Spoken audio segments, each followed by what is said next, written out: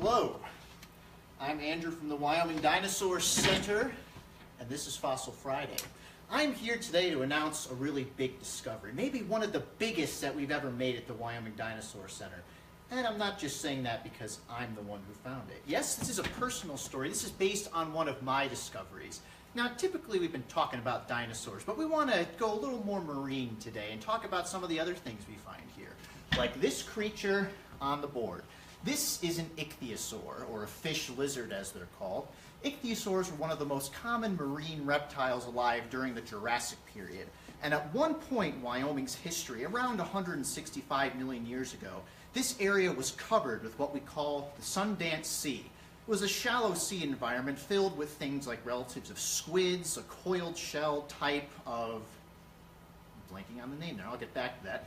Ammonites is what I was going for. Lots of fish, and of course, marine reptiles, like this guy right here. This is a kind of ichthyosaur called Ophthalmosaurus, which is one of the larger types. They can grow up to about 60 feet. This one, not quite that large. How large could they get? Well, here's one of the fossils I have today, though not the subject of this Fossil Friday. This right here is the largest skull of Ophthalmosaurus that's yet been found in Wyoming. It's well over 3 feet long. Now, the reason why it kind of looks like a big tan blob is because we haven't painted it. This is what we call research cast. It's got all the detail that we need to study, but the fossil itself hasn't been, or the cast itself hasn't been painted to match the color. So, 1 second, please. Well, it seems we've lost our ichthyosaur, but you get the basic idea of what it would have looked like. Something like a shark or a dolphin with a dorsal fin, a long, narrow snout filled with lots of sharp teeth for spearing things like squid and fish and everything along those lines. So what we're going to be talking about today, this big discovery that we're incredibly excited to announce to you, has to do with the anatomy of the ichthyosaur. It's not a part of the head per se, it's more in the latter part of the body, the arms and whatnot.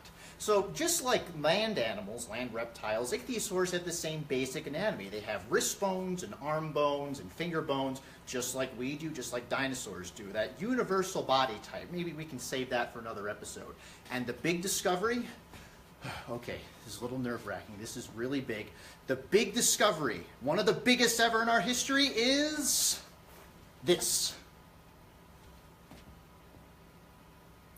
Little underwhelming, I know, but let's get into specifics. This is the humerus of an Ophthalmosaurus, quite possibly the smallest Ophthalmosaurus ever found in the Sundance Formation. Now that might seem kind of unremarkable to you, but it's really remarkable to us. You see, a lot of times when we get excited about discoveries, they're not really big things, although those are incredibly excited. It's the little stuff. So this little humerus is part of a small site where we're finding lots of small bones from this Ophthalmosaurus. Now, you can get an idea of the scale of this guy, really tiny, especially compared to what the proportions of the big one would have been. Have we found the whole skeleton yet? No, we don't actually know exactly where it's coming out of in the layer. But every time we visit this spot in the Sundance Formation, which hopefully we'll visit once it gets a little warmer out there, you find little bones just strewn on the surface, just eroding out, and we have yet to identify exactly where they're coming from. But every time we visit, we always find more parts. So what does this all mean? Well, part of our big reveal, I am going to show you a scale drawing of what this little Ophthalmosaurus would look like. It's really cute. Get your oohs and ahs out now. Ta-da! Now, based on the measurements of this humerus, we've been able to put together this rough approximation of what this little Ophthalmosaurus would have looked like. And you can see it's almost as large as this guy's head alone.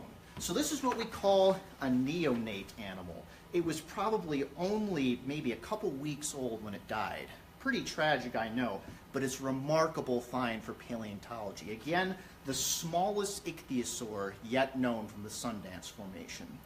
Really phenomenal, and I get to take a little bit of credit for it myself. So I hope you enjoyed this edition of Fossil Friday. We'll keep you abridged of everything that we're learning about this remarkable little animal as we move forward. But for now, like, comment, share this video. Hope you enjoyed it. We'll be back next week with another edition of Fossil Friday. So, from the Wyoming Dinosaur Center, I'm Andrew, keeping your Friday fossiliferous.